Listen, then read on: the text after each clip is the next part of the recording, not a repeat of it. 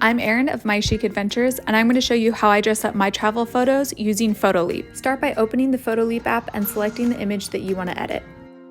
There's so many great options of filters that you can use in Photoleap. I think it's hard to choose, but I think I'm going to go with this one, make some other small adjustments, add a little bit more vibrance, contrast, and voila.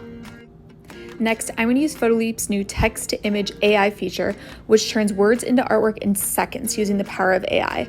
I'm going to type in "views the mountains covered in snow," and voila, perfect. I'm going to use this, I'm going to put it in my goggles so that it looks like I'm looking at a beautiful snowy mountains in the background.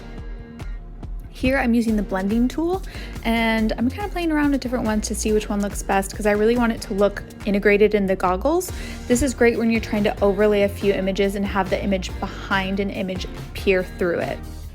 This looks pretty good. So now I'm going to use the eraser tool. I'm going to zoom in and I'm going to erase any of the image around the goggles so that I only have those mountains peering through on my lenses.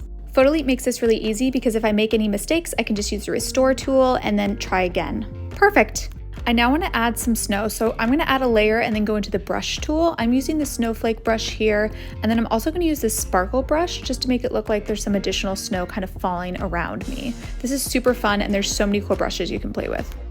You can also easily adjust the size of the brush as you go through so you can have some different sized elements in your photo. Perfect. I want to add some fun text, so I'm going to add another layer. I'm going to type in ski bum, and I actually want to put this on the side of my goggles and make it look like it's a part of the goggles. I can choose text in here, I can change the color of it. This is pretty cute. And then I'm actually going to go into blending mode again to try to make this look, again, like it's a natural part of my goggles. I'm going to do a little bit of resizing here just to get this in the spot that I want, and then I'm going to show you guys this really important button.